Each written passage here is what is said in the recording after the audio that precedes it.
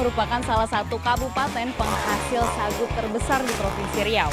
Untuk menjadi sajian yang lezat, memang proses panen sagu ini panjang sekali. Wah! Proses yang masih sangat sederhana ini saya kira memang menghasilkan belacan yang luar biasa. Bengkalis, tepatnya di Desa Brancah, ada olahan kudapan yang tidak biasa.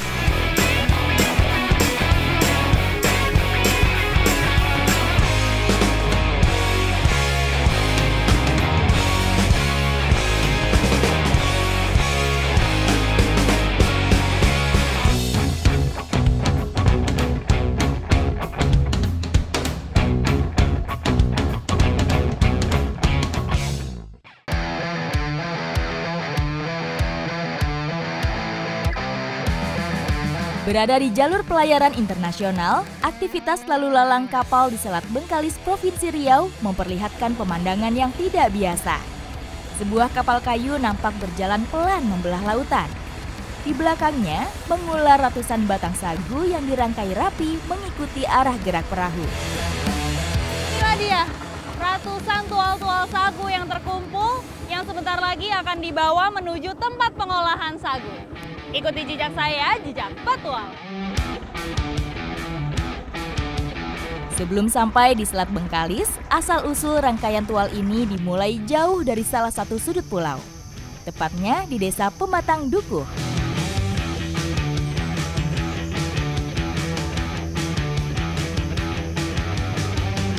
Bengkalis merupakan salah satu kabupaten penghasil sagu terbesar di Provinsi Riau. Untuk menjadi sajian yang lezat, memang proses panen sagu ini panjang sekali. Dimulai dari titik ini, menebang pohonnya dulu, baru nanti mulai diangkut satu persatu.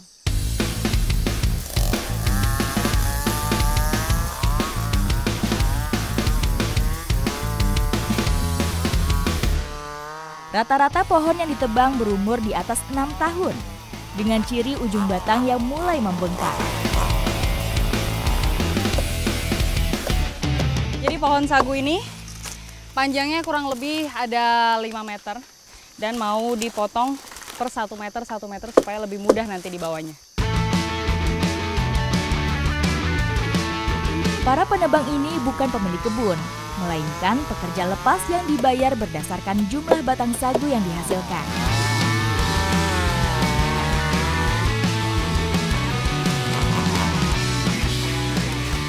Kerjanya memang harus cepat.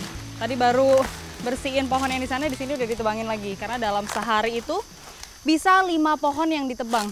Jadi nggak heran kenapa disebut penghasil sagu terbesar.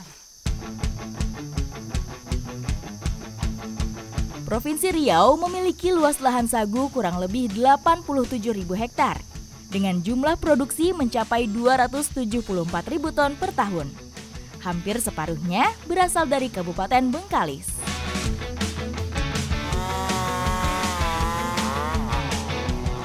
Kini perjalanan panjang tual atau gelondongan sagu ini siap dimulai. Nah, jadi pelepah sagu ini memang sengaja dibikin trek supaya batang sagu yang ada di depan sana mudah untuk digelindingkan sampai ke arah depan. Bobot setiap batang sagu ini rata-rata mencapai puluhan kilogram. Kurang lebih berjarak 300 meter, tual ini akan terus didorong sampai keluar dari hutan. Untuk menyeimbangkan gerakan dari batang, jadi dorongannya juga harus sama rata antara sebelah kanan dan juga kirinya.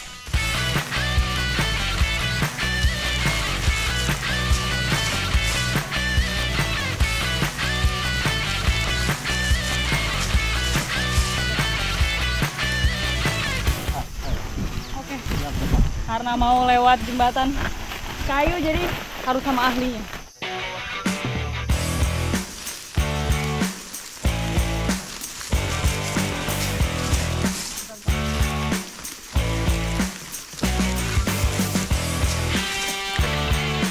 Parit kecil di pinggiran kebun sawit menjadi titik pemberhentian pertama.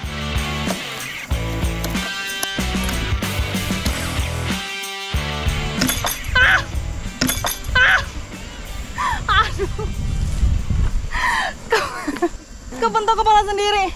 Ya, ini langsung diarungkan di sungai. Nanti dia akan ketemu batang-batang pohonnya tuh di sebelah sana, dikumpulkan terlebih dahulu. Jadi sambil ditahan di sini, di sana diambil lagi satu persatu. Baru nanti ada proses penarikan. Kita ambil lagi, Bang.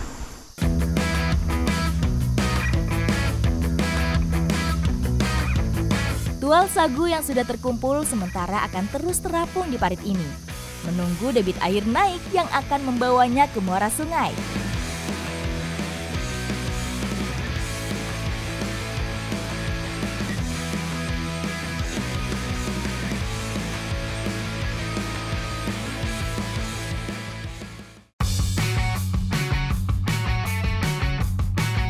Sampai di laut, batang sagu dari berbagai kebun warga kini diikat menjadi satu rangkaian.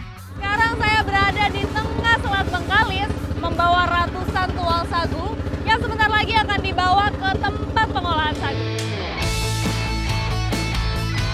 Di samping lebih murah dibanding angkutan darat, jalur air memungkinkan tual sagu dikirim dalam jumlah yang lebih banyak. Dengan pongpong atau perahu kayu, ratusan batang sagu ini ditarik menuju muara sungai yang menjadi pintu masuk ke pabrik pengolahan.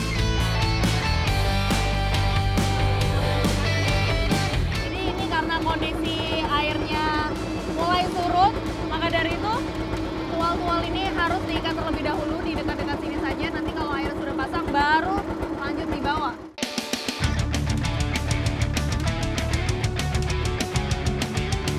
Alur produksi sagu di Pulau Bengkalis sangat bergantung terhadap air. Tanpa bantuan pasang surut air laut, mustahil rangkaian tual ini sampai ke tempat pengolahan. Saat surut seperti sekarang, perahu tidak mungkin melawan arus surut yang deras dengan beban berat di belakang. Nah ini nih, proses mulai mendorong tual-tualnya. Jadi perahunya diarahkan langsung ke tual. Karena dia sudah ditali jadi aman, nggak akan mencar kemana-mana. Dorong!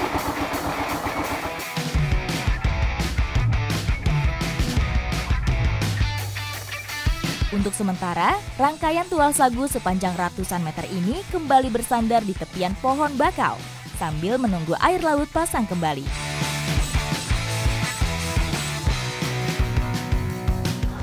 Nah ini dia, titik terakhir batang sagu dilarungkan.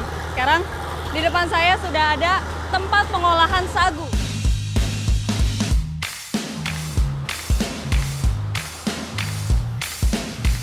Pohon sagu melindungi saripatinya dengan kulit yang cukup keras. Sementara mesin penggiling dirancang hanya untuk menghaluskan daging batang yang lebih empuk.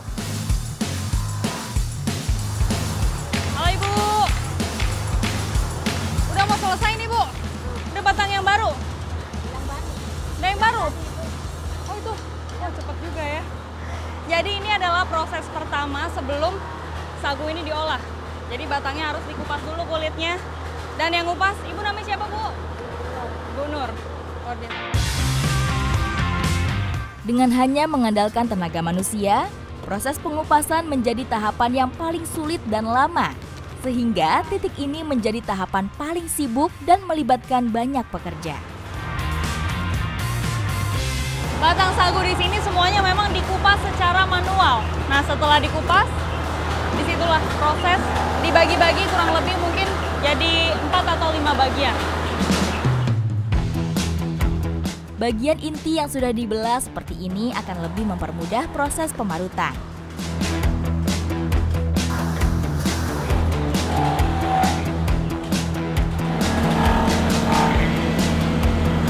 Ini proses pemarutannya seperti marut kelapa. Saya penasaran pengen nyobain.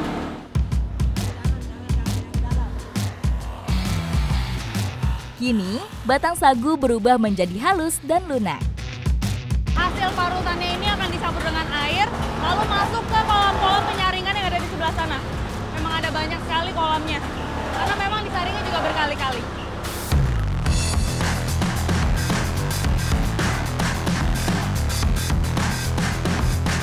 Gunungan ini adalah saripati yang sudah disaring dan diendapkan.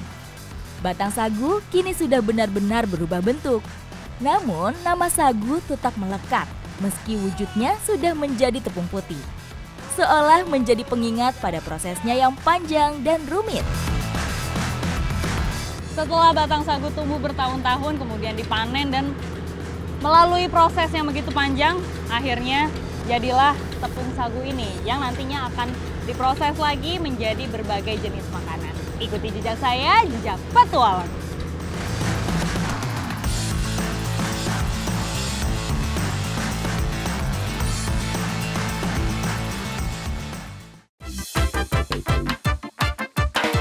Masih di Kabupaten Bengkalis, Provinsi Riau.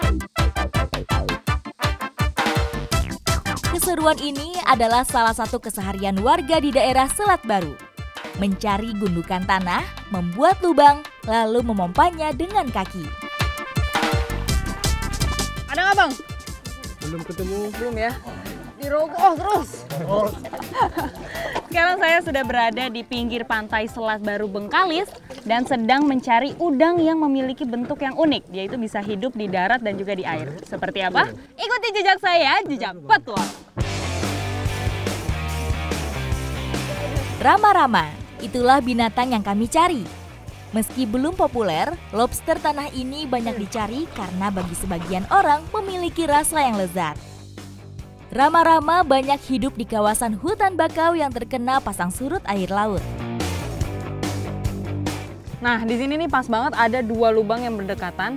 Ini tempat dia masuk dan juga keluar dari sini. Dia memang selalu bikin lubang ke bawah, tapi nyatu. Jadi di bawah nyatu, makanya kita cara ngambilnya tuh bisa diinjak-injak.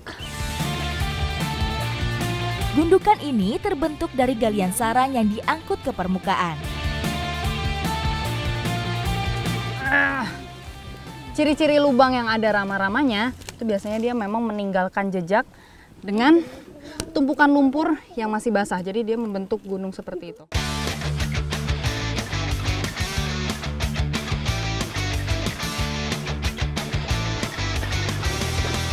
Besar kecilnya diameter lubang dapat menentukan ukuran tubuh penghuninya.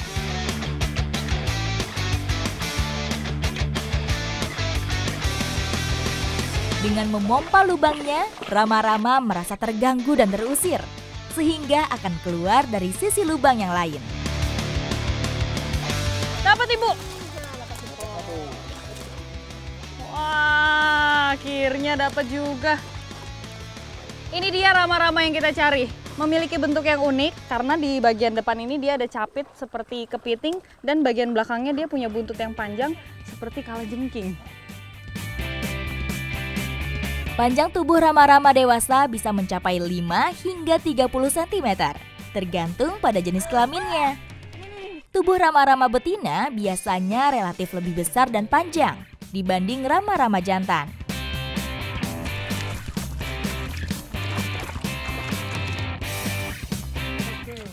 Wah! Dapat lagi satu. Wah, dia kuat juga ini cara nyapitnya. Tuh.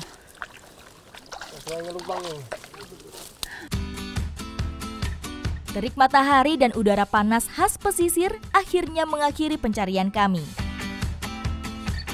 Tidak jauh dari tempat pencarian, hasil tangkapan kini siap dimasak bersama-sama. Sebelum diolah, rama-ramanya harus dibersihkan dulu. Ada bagian-bagian yang harus dibuang. Nah, yang dibuang itu adalah bagian kepalanya dan juga kotoran yang ada di dalam badannya ini. Hampir sepertiga bagian tubuh rama-rama terdiri dari kotoran dan sebagian besar lainnya adalah cangkang. Api dan bumbu khas Melayu yang kaya rempah pun sudah disiapkan. Rama-rama ini akan diolah menjadi lemak cili api. Lemak itu artinya adalah santan, jadi santan yang pedas. Benar, Bu. Daging rama-rama tidak sampai separuh bagian tubuhnya. Karenanya, bumbu menjadi sangat penting agar tetap kaya rasa. Salah satunya dengan mencampur santan yang melimpah.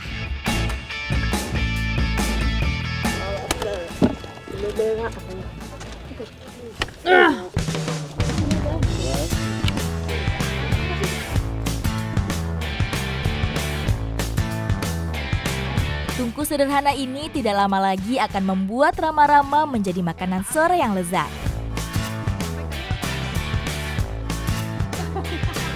Masak rama-ramanya ini sampai air santannya mendidih.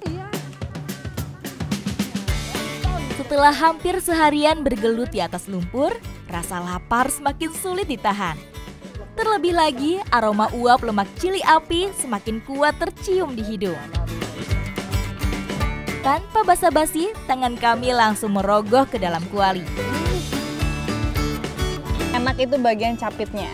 Tuh, dagingnya banyak sekali. Ini mirip seperti capit kepiting memang.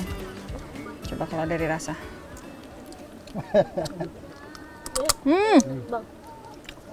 Apa? Tapi ini dagingnya misah-misah. Tuh kecil-kecil gini. Terasa banget manisnya ini. Rama-rama merupakan salah satu makrofauna khas dari ekosistem mangrove. Keberadaannya tidak hanya menambah kekayaan sumber nutrisi bagi manusia, namun menjadi penyeimbang lingkungan kawasan pesisir.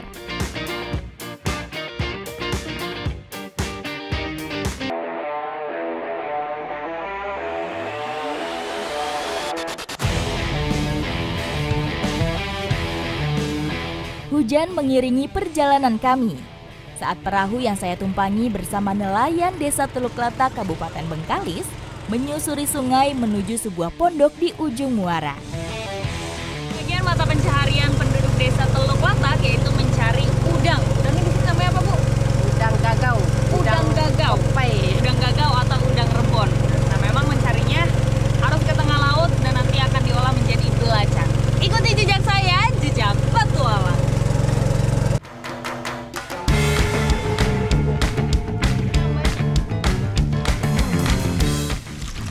Wih, banyak ini. Berat. Oh, goncang. Oh, ini berat ini. Sikit, Bu. Awas hati-hati ya. Masih sikit ya. Buruan utama dari alat tangkap ini adalah gagau, yaitu sejenis udang rebon yang mudah terbawa arus laut. Ini dia nih, udang gagau. Udangnya memang kecil-kecil sekali seperti ini. Pengeri bekerja tidak pilih-pilih. Ukurannya memungkinkan berbagai jenis binatang laut masuk dalam jebakannya. Sekali narik jaring, ternyata macem-macem isinya. Mulai dari udang, terus udang yang besar-besar juga, ada ikan juga, bahkan ada sampah yang masuk. Makanya kita ini harus pilah satu persatu.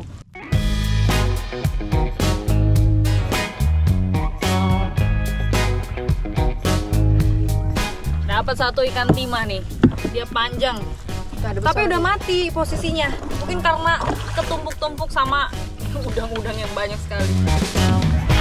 Sementara tamu tidak diundang yang ikut masuk ke dalam jaring, sebagian dilepas kembali ke laut. Oh, ini sayang banget ubur-uburnya, jadi harus kita lepaskan.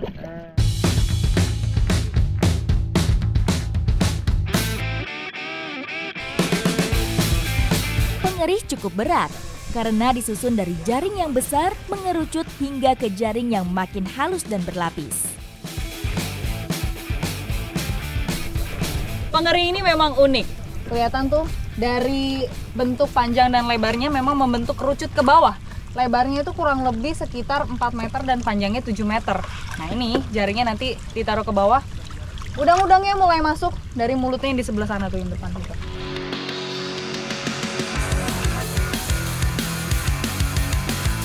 Oke, yuk. Kita tangkap lagi tempat lain.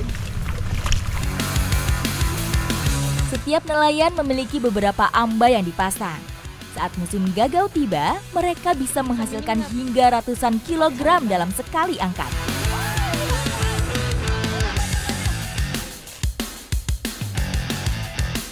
Oke, ada rezeki yang ini. Yuk. Ini dibersihin dulu ya? Alhamdulillah. Lepas, Wak. Baby. Ya! Baby. Wah! Mungkin karena terlalu kuat nariknya, lepas! Hasil tangkapan kini sudah menumpuk di atas sampan.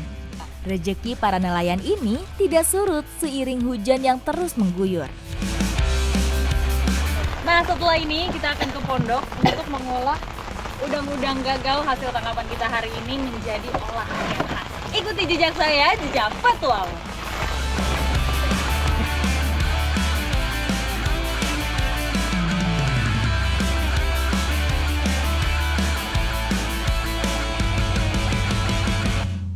Tiba di pondok, hasil hari ini langsung dibersihkan. Menggunakan ayakan yang dilengkapi jaring halus, udang gagau otomatis terpisah dari tangkapan lain yang lebih besar. Jadi ikan-ikan besarnya ada di atas dan juga sampah-sampahnya tidak ikut diolah nantinya. Sementara gagau lolos penyaringan, yang tersisa di atas ayakan tinggal bermacam jenis ikan dengan berbagai ukuran. Ini dia nih yang kita cari, udang gagau. Udah tanpa campuran ikan-ikan yang lain. Nah yang ini, itu bonusnya. Jadi memang untuk udangnya aja bisa dapat sebanyak ini. Dan bonusnya nanti bisa diolah menjadi olahan yang lain. Mengolah udang gagau menjadi terasi memerlukan waktu berhari-hari. Udang segar masih harus disimpan hingga benar-benar siap untuk proses selanjutnya.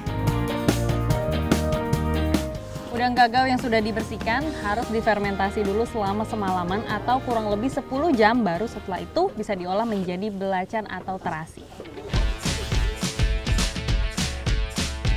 Setelah hampir seharian diselimuti mendung dan hujan, matahari akhirnya menampakkan diri.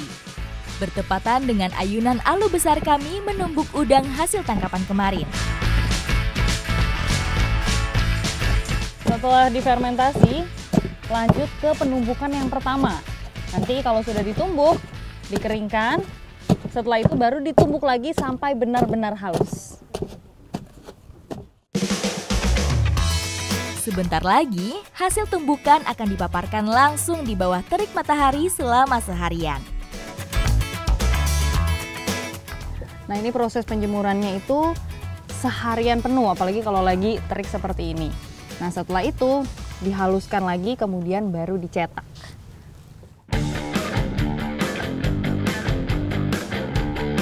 Kembali ke darat, di gudangnya yang sederhana, Pak Sofian melanjutkan proses yang masih tersisa, yaitu mencetak terasi untuk dijual. Berbagai ukuran dia cetak sesuai harga yang ditawarkan. Dengan alat sederhana, terasi ini dicetak hingga benar-benar padat. Proses yang masih sangat sederhana ini saya kira memang menghasilkan belacan yang luar biasa. Mulai dari teksturnya yang sangat lembut, padat, dan juga aromanya ini tidak terlalu menyengat, Pak. Bengkalis terkenal sebagai penghasil terasi yang berkualitas karena diolah dari bahan baku yang murni serta proses yang alami.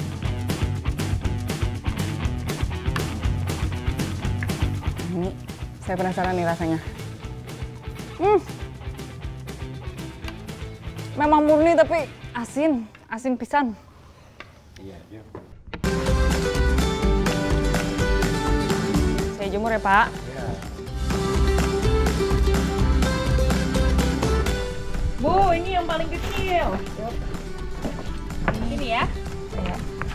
Oh, dibalik-balik gitu, Bu? Iya, mulai sini biar cepat kering. Hingga jadi, terasi tetap bergantung pada paparan sinar matahari. Karena sebelum dikemas, terasi yang sudah dicetak masih harus dijemur kembali. Nah, di sini terlihat ada berbagai macam ukuran belacan. Mulai dari yang paling besar sampai yang paling kecil. Sambil nunggu kering, kayaknya nyambel enak nih, Bu. Kalau saya nyobain boleh kan, Bu? Boleh. Kita nyambel bareng, oke? Boleh. Habis ini saya mau nyambel bareng Ibu. Ikuti jejak saya, jejak petualang. Menjelang sore hari, akhirnya saya benar-benar merasakan nikmatnya hasil olahan terasi Bengkalis. Pedes, Pak. Ini enak banget. Baru langsung masuk ke mulut saya, rasanya luar biasa enak. Terasinya berasa gurih dan sambelnya juga pedes. Di belakang saya nampak deretan pondok tempat tadi kami berburu udang. Kini, udang-udang itu sudah berpindah tepat ke piring kami dengan bentuk, warna, serta rasa yang berbeda. Olahan belacan ini memang selalu enak, apalagi dibikin sambal. Ditambah ini ikan asin, jadi semakin mantap rasanya. Ikuti jejak saya, jejak petualang.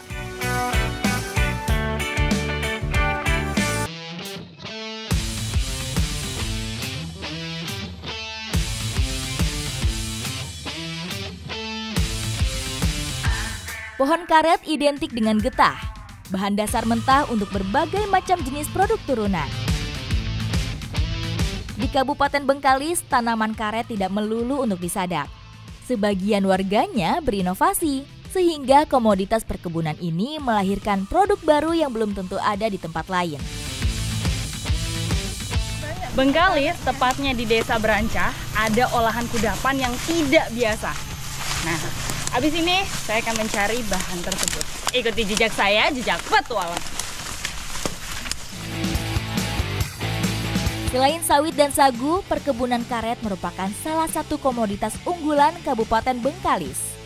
Dengan luas areal pertanian sekitar 31.000 hektar. Nah, yang kita cari adalah biji karet. Jadi, ada bapak yang naik untuk goyangin pohonnya supaya biji-bijinya pada berjatuhan. Pohon karet berbuah tidak mengenal musim. Meskipun pada awal-awal tahun, buahnya jauh lebih melimpah.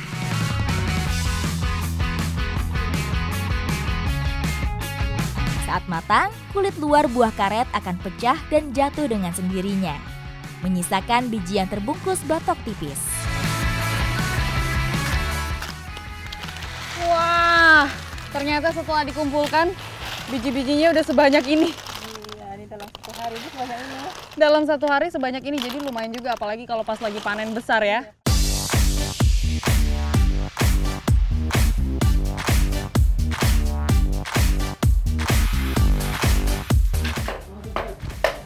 Wah, udah rame ternyata di sini.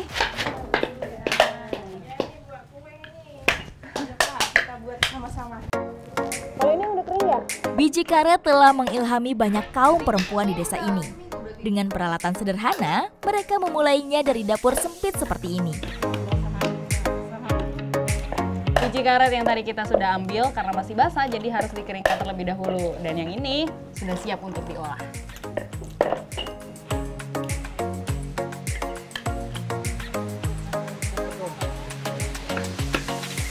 Kalau sudah dikupas seperti ini, harus dijemur terlebih dahulu dan maksimal dijemurnya itu 7 hari sampai benar-benar kering, baru nanti bisa ditumbuk dan jadi tepung.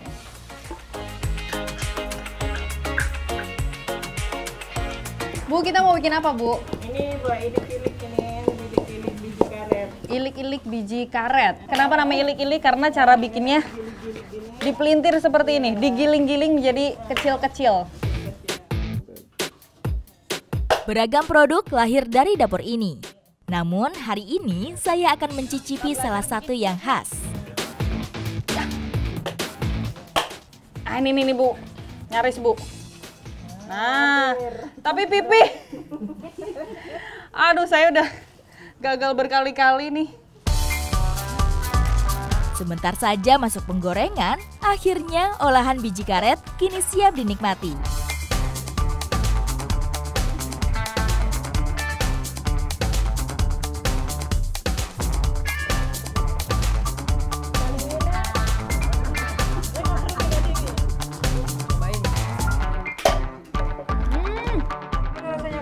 Enak, Bu.